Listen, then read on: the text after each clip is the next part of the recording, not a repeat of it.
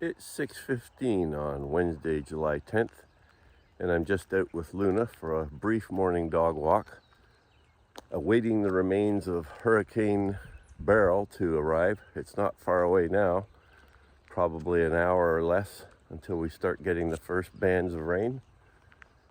So I just thought I'd get a walk in before that comes, because we'll probably be in the house for the rest of the day with heavy rain apparently.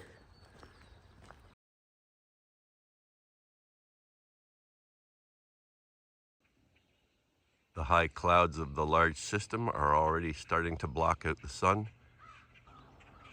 Here's the view looking off to the west, and you can see how much more cloudy the skies are. They're more heavily covered. Okay, it's 9:50 in the morning now, and I've just come out to experience the heavy rain that's now falling. These are part of the remains of Hurricane Beryl that has now worked its way up through the central northeastern United States and into southern Canada.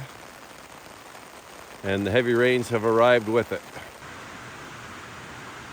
I'm standing in the barn now, and you can see the heavy rain out here. On the rain gauge, it looked like we've got about 1/3 of an inch already. And the rains have only been going fairly strongly for about an hour or less than an hour, I think. It's been fairly moderate before that.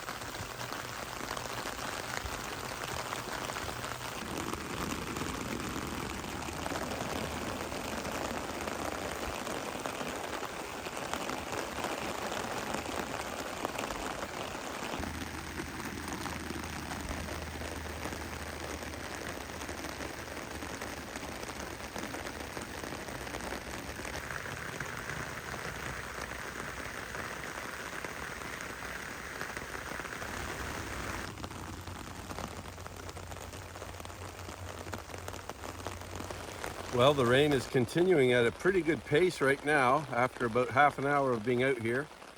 And I'm actually hearing the odd rumble of thunder too. It's a little bit hard to hear above the rain, but I've heard about 3 or 4 rumbles of thunder. There goes one. I don't know whether the microphone will catch it or not. Probably not.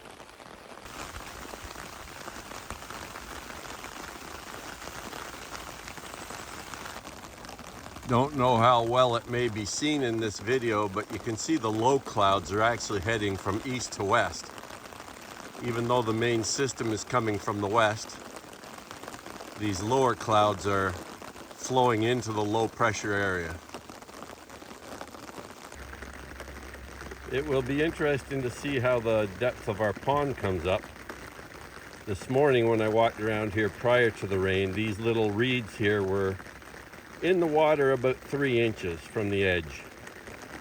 Now it looks like it's about 5 inches from the edge, so we'll have to check that after all is said and done and see how much further the water has come up.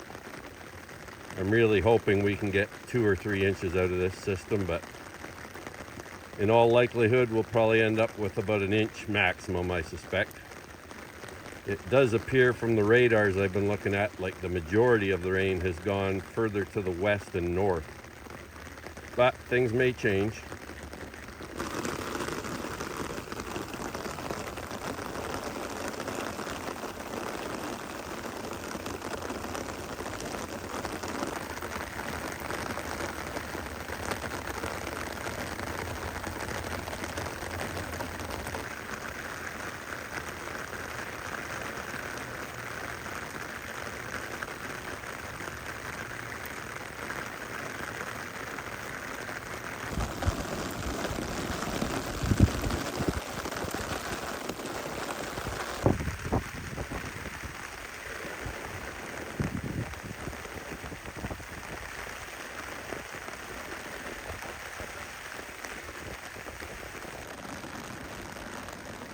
The wind is starting to pick up. It was very calm up until a few minutes ago, and now the wind is picking up a little more, and I'm still hearing the rumblings of thunder in the distance.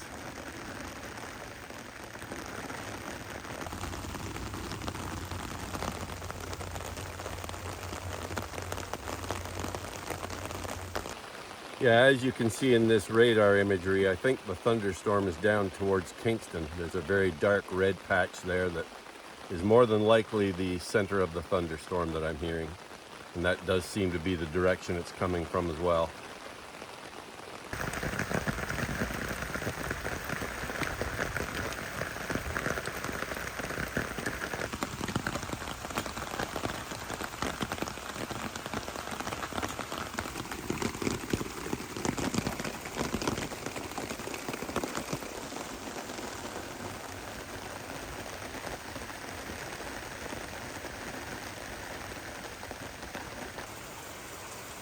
And of course, since I came back in the house, the heavier rain has come now. I wanted to experience that when I was out there, but it's a little hard to predict exactly when it's going to come. We've had some really good downpours over the last hour or so since I've been in.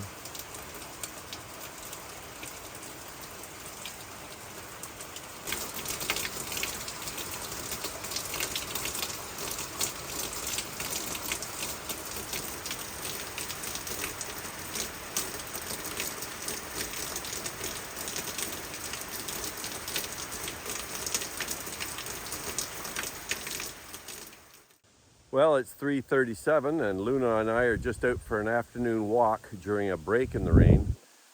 The rain's been a bit sporadic for the last hour, but up until then it was quite heavy.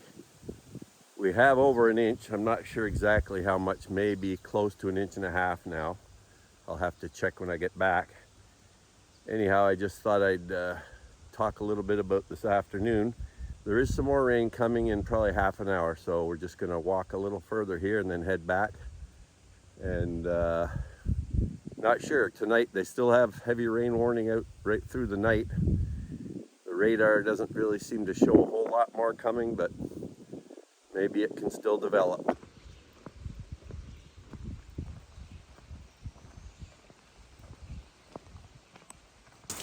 Some more torrential downpours here at 4:45. We made it back from our walk without getting soaked. These are just some other little parts of the system moving through, and we may get these on and off throughout the evening by the sounds of it. So the rain gauge looks like we have about 2 inches in here. So the central tube inside here, when it fills up, it's over an inch, and it's all filled up to the top, and then it starts overflowing to the bottom. And you can probably see here that it goes up another inch, or it goes up to the inch mark on the inner tube. So when I actually measured it out, I think it was probably about 48 millimeters, just under 2 inches as far as I could see there. So now I can look at these reads, and I'm just estimating by eye, but they look like they're about 3 feet or so from the shoreline now, whereas prior to the Beryl rains, They were 3 inches from the shore. So that's how much the water came up from our 2 inches of rain that we got with Beryl. The depth probably increased 2 to 3 inches in the pond.